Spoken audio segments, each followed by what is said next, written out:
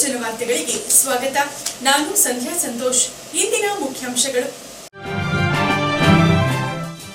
ಶಿಸ್ತುಬದ್ಧ ಜೀವನ, ನಿಯಮಿತ ಆಹಾರ, ನಿರಂತರ ವ್ಯಾಯಾಮದಿಂದ ಆರೋಗ್ಯ ಸುಸ್ಥಿರ. ಇದನ್ನೆಲ್ಲ ಮರೆತ ಭಾರತೀಯರು ಅತಿ ಹೆಚ್ಚು ಮಧುಮೇಹಿಗಳು. ವಿಶ್ವ ಮಧುಮೇಹ ದಿನಾಚರಣೆ ಸಲುವಾಗಿ ನಾಗೇಶ್ ಆಸ್ಪತ್ರೆ ನಡೆಸಿದ ಮಧುಮೇಹ ಜಾಗೃತಿ ಜಾಥಾದಲ್ಲಿ ಹೇಳಿಕೆ. 10 ವರ್ಷಗಳು ಶಾಸಕನಾಗಿ ತಾಲೂಕಿನ ನೀರಾವರಿ ಯೋಜನೆಗಳಿಗಾಗಿ ಕೆಲಸ. ಇದೀಗ ಕೆರೆ ಕಟ್ಟೆಗಳು ಭರ್ತಿ. ಇದರಿಂದ ರೈತರ ಕೃಷಿ ಕಾಯಕ ಸುಗಮವೆಂದ ಶಾಸಕ ಸಿಎನ್ ಬಾಲಕೃಷ್ಣರವರು. ಹಿರಿಸಾವೆ ಮತಿಘಟ್ಟ ಕೆರೆಗೆ ಬಾಗಿನ ಅರ್ಪಿಸಿ ಹೇಳಿಕೆ. ಮನುಕುಲ ಒಂದೇ ಎಂಬುದರೊಂದಿಗೆ ಜಾತಿ ಎಂಬ ಭೂತವನ್ನ ಹೋಗಲಾಡಿಸಿ ಸಮಾಜದಲ್ಲಿ ಸಮಾನತೆಯ ಸಾರವನ್ನ ಸಾರುವ ಸಲುವಾಗಿ ಜಿಲ್ಲೆಯಲ್ಲಿ ಕರ್ನಾಟಕ ದಲಿತ ಸಮನ್ವಯ ಸಮಿತಿ ಸಂಘಟನೆಯ ಆರಂಭ. ಪಟ್ಟಣದ ಅಂಬೇಡ್ಕರ್ ಭವನದಲ್ಲಿ ನವೆಂಬರ್ 16ಕ್ಕೆ ಉದ್ಘಾಟನೆ ಎಂದ ಸಮಿತಿಯ ಪದಾಧಿಕಾರಿಗಳು. ಪಟ್ಟಣದ ಸರ್ಕಾರಿ ಪ್ರಥಮ ದರ್ಜೆ ಕಾಲೇಜಿನಲ್ಲಿ ಕನ್ನಡ ರಾಜ್ಯೋತ್ಸವ ಆಚರಣೆಯೊಂದಿಗೆ 2024-25ನೇ ಸಾಲಿಗೆ ಸಾಂಸ್ಕೃತಿಕ, ಕ್ರೀಡಾ, ರಾಷ್ಟ್ರೀಯ ಸೇವಾ ಯೋಜನೆ, ಸ್ಕೌಟ್ಸ್ ಅಂಡ್ ಗೈಡ್ಸ್ ಹಾಗೂ ರೆಡ್ ಕ್ರಾಸ್ ಮತ್ತು ರೆಡ್ ರಿಬನ್ ಚಟುವಟಿಕೆಗಳ ಉದ್ಘಾಟನೆ ಶಾಸಕ ಸಿಎನ್ ಬಾಲಕೃಷ್ಣರಿಂದ.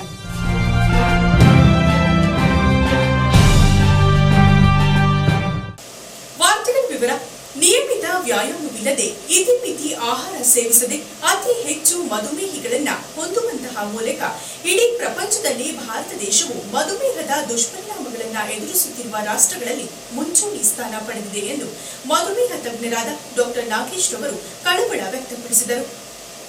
ಪಟ್ಟಣದ ನಾಗೇಶ್ ಆಸ್ಪತ್ರೆ ಹಾಗೂ ನಾಗೇಶ್ ಸಮೂಹ ಶಿಕ್ಷಣ ಸಂಸ್ಥೆಗಳ ಸಂಯುಕ್ತಾಶ್ರಯದಲ್ಲಿ ವಿಶ್ವ ಮಧುಮೇಹ ದಿನದ ಅಂಗವಾಗಿ ಗುರುವಾರದಂದು ಆಯೋಜಿಸಲಾಗಿದ್ದ ಮಧುಮೇಹ ಜಾಗೃತಿ ಜಾಥಾ ಕಾರ್ಯಕ್ರಮದಲ್ಲಿ ಮಾತನಾಡಿದ ಅವರು, ಭಾರತದಲ್ಲಿ ಮಧುಮೇಹದ ಹರಡುವಿಕೆಯು 2009ರಲ್ಲಿ 7.1ರಷ್ಟಿತ್ತು.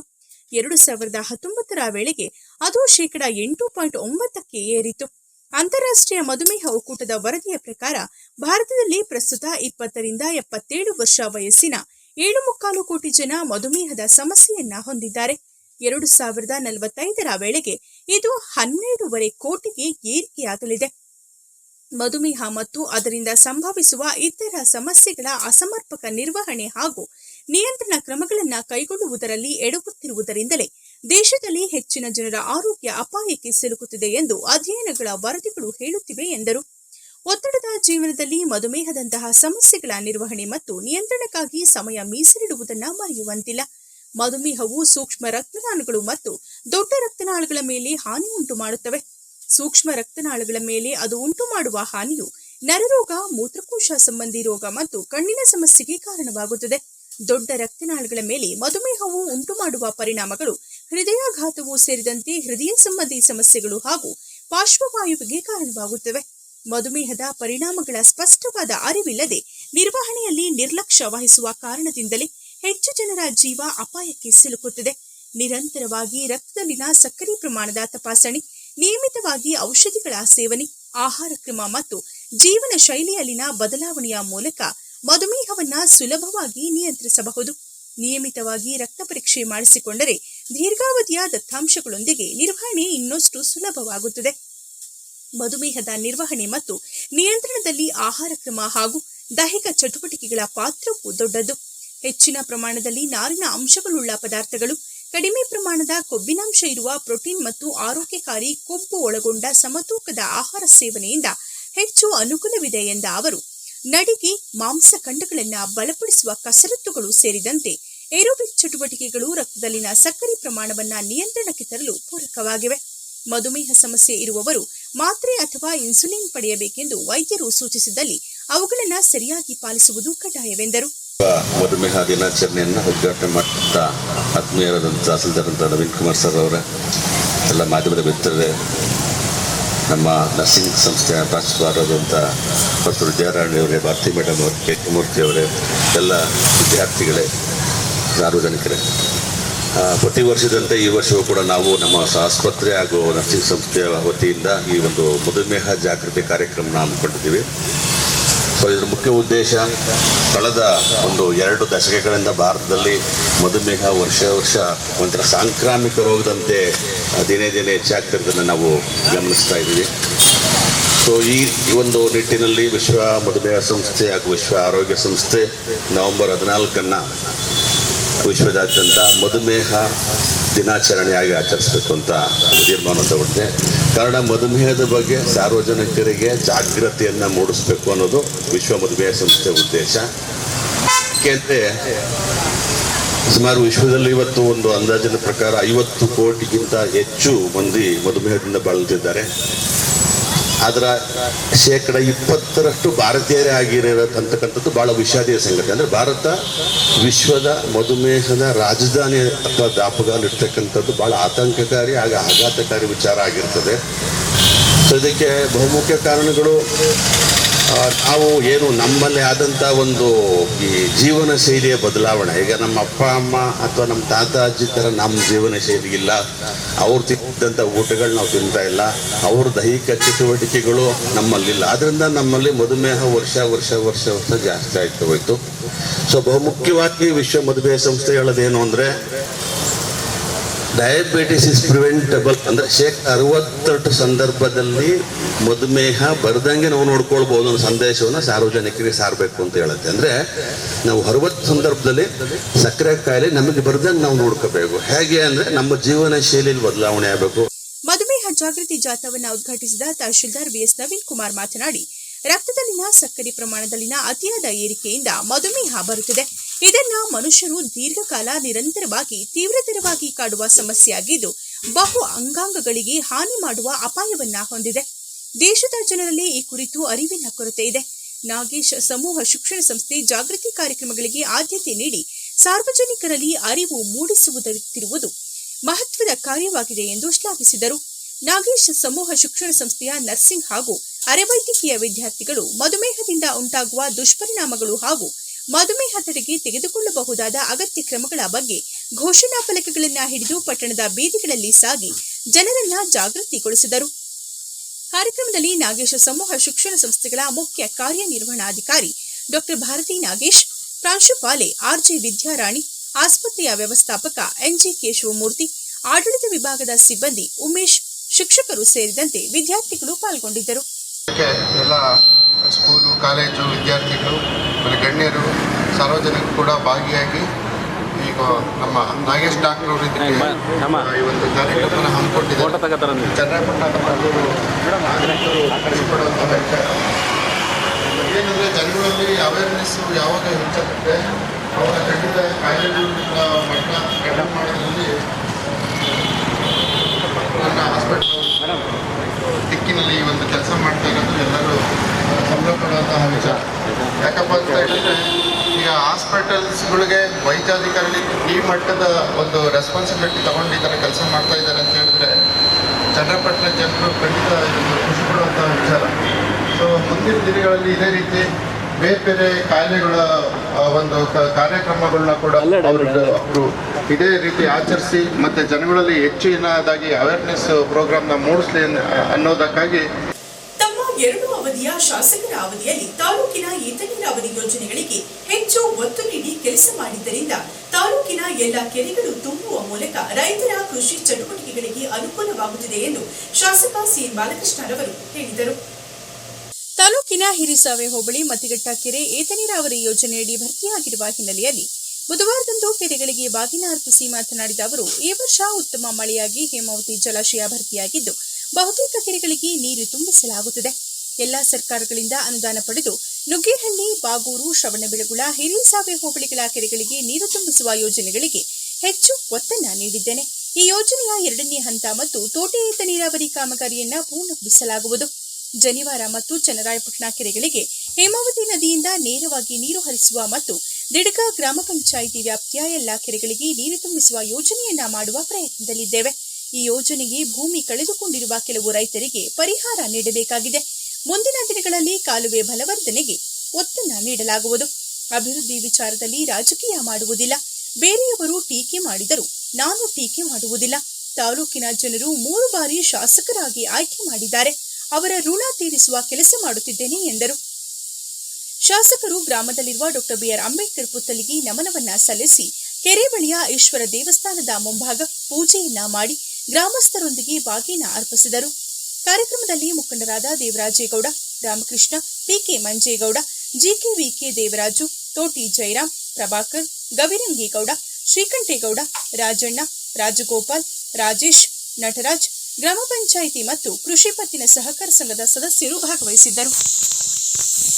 ಈಶ್ವರನಿಗೆ ಚಲಕೇಶ್ವರ ಭಕ್ತಿಪೂರ್ವಕವಾಗಿ ನಮನಗಳನ್ನು ಸಲ್ಲಿಸ್ತಾ, ವಿಶೇಷವಾಗಿ ಗಂಗಾ ಮಾತೆಗೆ ನಮನಗಳನ್ನು ಸಲ್ಲಿಸ್ತಾ, ಈ ಒಂದು ಶುಭ ದಿವಸ ಮತ್ತಿಘಟ್ಟ ದೊಡ್ಡ ಕೆರೆಗೆ ಬಾಗಿಣವನ್ನು ಅರ್ಪಣೆ ಮಾಡಿರುವಂಥ ಈ ಒಂದು ಶುಭ ಸಂದರ್ಭದಲ್ಲಿ ತಮ್ಮನ್ನು ಉದ್ದೇಶಿಸಿ ಮಾತನಾಡಿರುವಂಥ ನಮ್ಮ ಪಕ್ಷದ ಅಧ್ಯಕ್ಷರು, ಹಿರಿಯ ನಾಯಕರಾದಂಥ ದೇವರಾಜೇಗೌಡರೆ, ರಾಜ್ಯ KDS ಉಪಾಧ್ಯಕ್ಷರು ದಿವಂಗತ ಗಂಗಣ್ಣವರ ಸುಪುತ್ರರಾದಂಥ ನಮ್ಮ ರಾಮಣ್ಣ ಅವರೇ, ಮಾಜಿ ತಾಲೂಕ್ ಪಂಚಾಯತ್ ಸದಸ್ಯರು, ಭಾಗದ ನೆಚ್ಚಿನ ಮುಖಂಡರಾದಂಥ PK ನಂಜೇಗೌಡರೆ, VSSನ ಮಾಜಿ ಅಧ್ಯಕ್ಷರು ಮುಖಂಡರಾದಂಥ ಪ್ರಭಾಕರ್ ಅವರೇ, ಈ ಕಾರ್ಯಕ್ರಮದ ನೇತೃತ್ವವನ್ನು ವಹಿಸಿರುವಂಥ GKVK ಒಂದು ವಿಶ್ವವಿದ್ಯಾಲಯದಲ್ಲಿ ಎಸ್ಟೇಟ್ ಅಧಿಕಾರಿಗಳಾಗಿ ಈ ಭಾಗಕ್ಕೆ ನಮ್ಮೆಲ್ಲರಿಗೂ ಕೂಡ ಒಂದು ಮಾರ್ಗದರ್ಶಕರಾಗಿರುವಂಥ ಸನ್ಮಾನ ದೇವರಾಜಣ್ಣ ಅವರೇ, ಸೊಸೈಟಿ ನೂತನ ಅಧ್ಯಕ್ಷ ಆದಂಥ ಶ್ರೀಕಂಠ ಅವರೇ, ಸಕ್ಕರೆ ಕಾರ್ಖಾನೆ ಮಾಜಿ ಅಧ್ಯಕ್ಷ ಆದಂಥ ನಮ್ಮ ತೋಟಿ ಜಯರಾಮಣ್ಣ ಅವರೇ, ವೇದಿಕೆ ಮೇಲೆ ಹಿರಿಯರಾದಂಥ ರಾಜಣ್ಣ ಅವರೇ, ಹಾಗೂ ನಮ್ಮ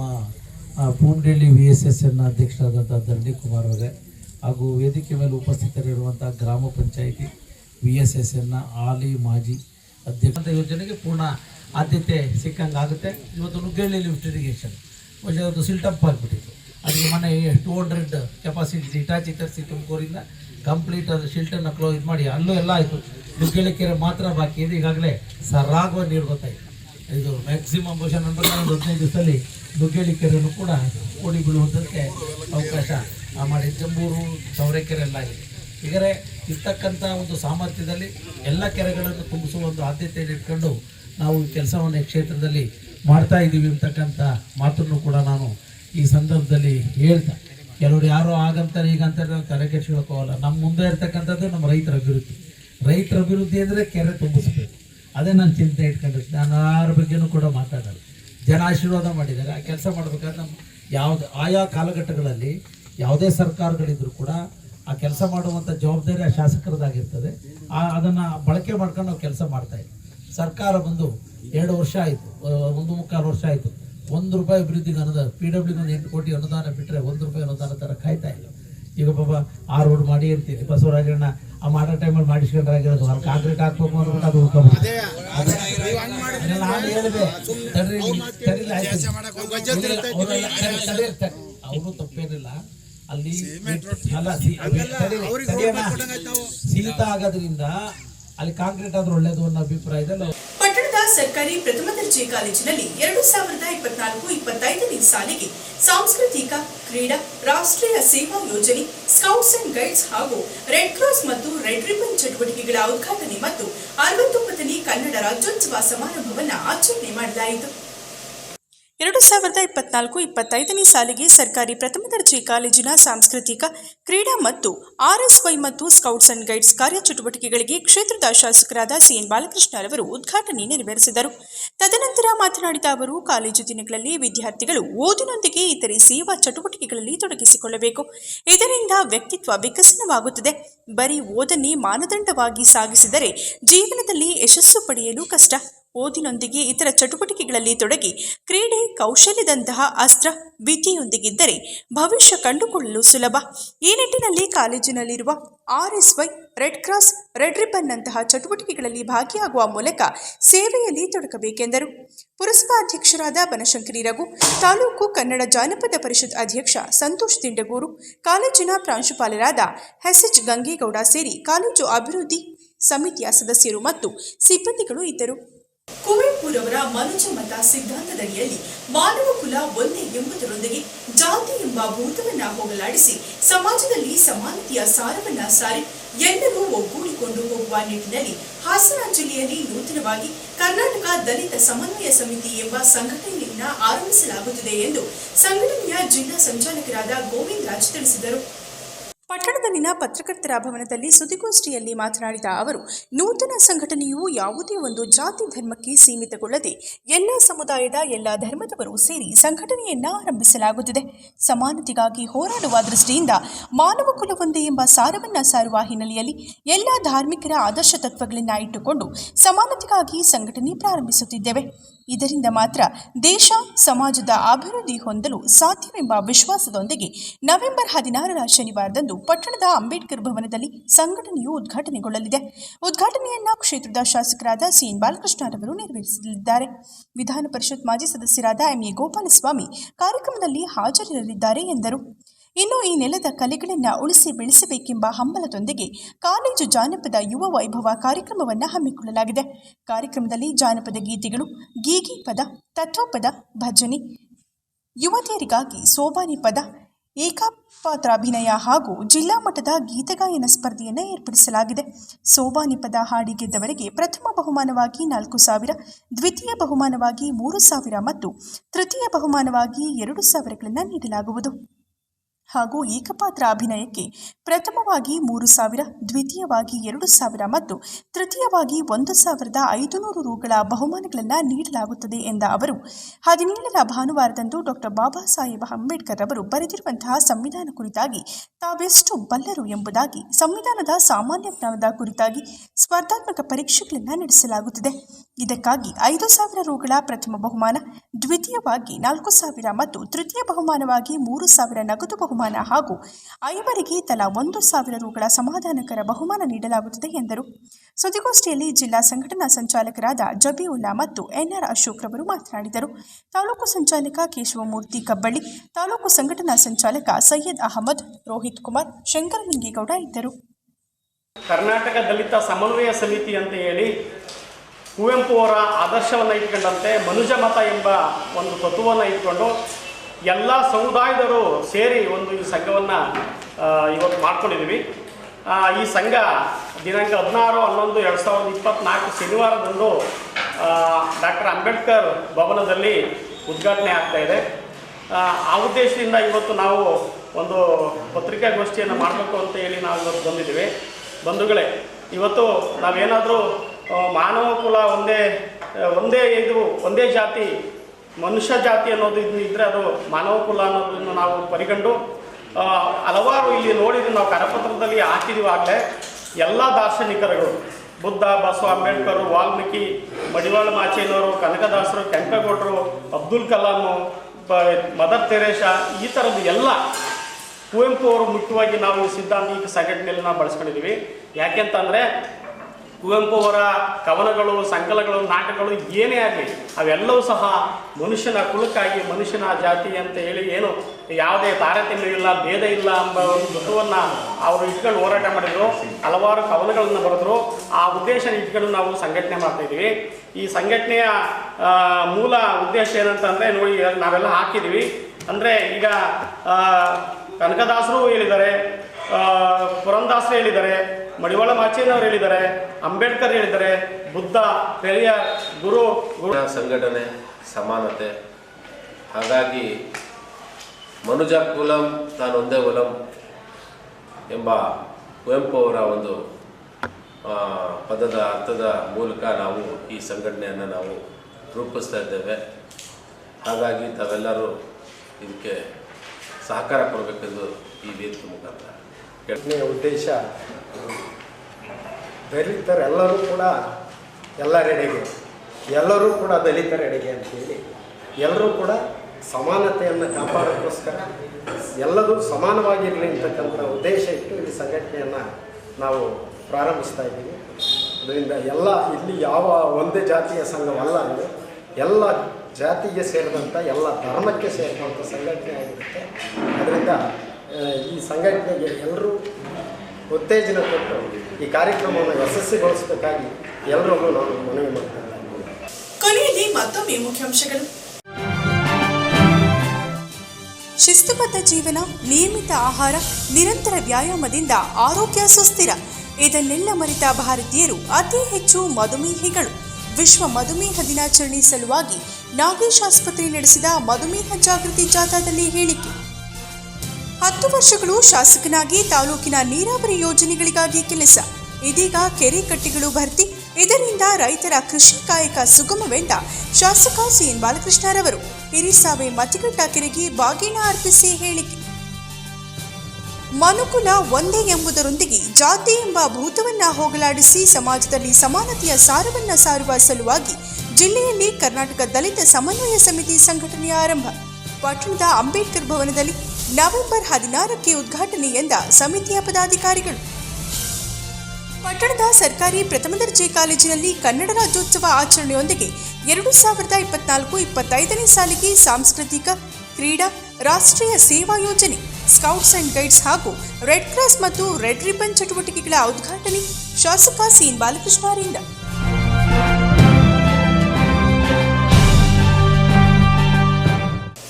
ಇದರೊಂದಿಗೆ ವಾರ್ತಾ ಪ್ರಸಾರ ಮುಕ್ತಾಯವಾಯಿತು. ಮತ್ತೆ ನಿಮ್ಮ ಭೇಟಿ ಮುಂದಿನ G4 ಜನವಾರ್ತೆಯಲ್ಲಿ. ವಂದನೆಗಳು.